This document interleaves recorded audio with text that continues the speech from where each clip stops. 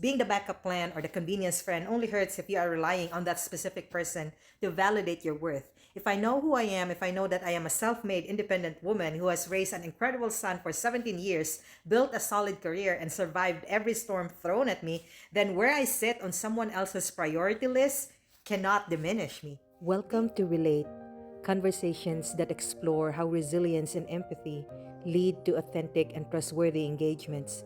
From the complexities of romance and parenting to lifelong friendships and community leadership, we're breaking down the blueprints that keep us connected. Hey, it's May. I have thoughts on these things, and today we are looking at, well, me again, the conditional lover. Yes, you heard that right. I did say conditional. Can you actually say that you love unconditionally, whatever the situation, whatever the consequence, whatever madness it may bring you? One of the heaviest, most uncomfortable insecurities I carry in my life is the feeling of being the last option. And for the longest time, I thought it wasn't fair because I love unconditionally. But even thinking that defies the meaning of unconditional love. I realize I haven't been loving unconditionally at all, as I expected to be given time and attention in exchange for my love and devotion. Today, we will talk about what happens when you realize you are always the backup plan, the convenience, the last option. For a long time, I wore my loyalty like a badge of honor. I would tell myself, I am the friend who shows up. I am the partner who pours out everything. I love people without limits. But when you sit alone with your thoughts and run a truly honest compliance audit on your own heart, you have to look at the data. The data told me I was hurting. I was filled with resentment because my phone wasn't ringing or because people weren't matching my energy. And the logic struck me. If I truly loved without conditions, why did the silence hurt so bad? The truth is, I'm human. Expecting something in return, expecting a text back, expecting a visit, expecting to be chosen first isn't wrong. It is human nature. We are wired for reciprocity. But when we label our love as unconditional while secretly keeping a ledger of what people owe us, we set ourselves up for agony.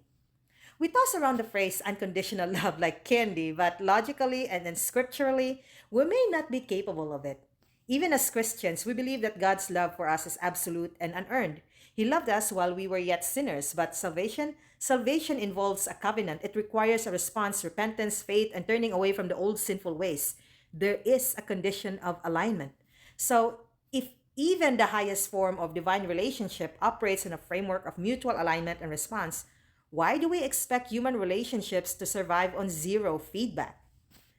I cannot change other people. I cannot force anyone to rewrite their blueprint, change their priorities, or make me their number one. The only variable in the equation I have total control over is me. So instead of pointing fingers at the village for treating me like a backup plan, I have to look at why I keep expecting them to treat me like the main event. When I look through this new lens of being a conditional lover, the patterns in my life make a lot more sense. Take my long distance family ties. For years, I felt a quiet sadness because the lines of communication often only open when there is a situational need. It can be very transactional. But if I strip away my conditions, the reality is that they have their own heavy matrices to manage, and I have mine. My expectation that they should check on me just for the sake of my emotional comfort was my condition. When I drop the expectation, the resentment goes with it. It's the same with my closest friendships. I used to carry deep insecurity when people I love would travel hundreds of miles to see their other friends, but don't have 5 minutes to spare for me. I thought, how unfair after everything I've given.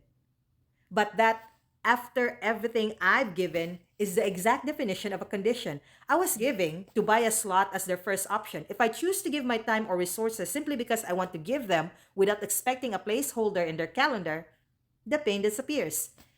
And let's look at the romantic blueprint. I have entered relationships where it felt incredible to be needed and wanted. Because I am a builder, I would pour validation, encouragement, and intimacy into a partner, making them feel like the center of the universe. And then I would feel broken when I realized they just wanted the convenience of me, the emotional or physical rescue, rather than a forever commitment. But the hard truth I have to face in the mirror is this: I was trading my validation as a currency, hoping it would buy me forever. It was a conditional transaction. I wanted them to fill the empty spaces in my life. So, how do I become okay with being the last option? How do I find peace at the end of this road?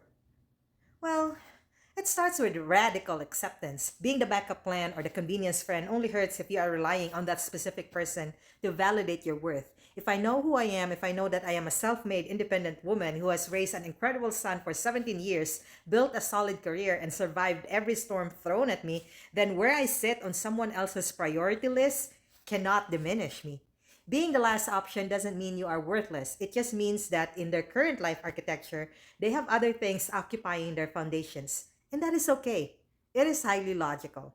To be okay with this, I have to lower my expectations of other people. I need to stop expecting flawed, busy, distracted human beings to give me a perfect, unconditional return on my emotional investments.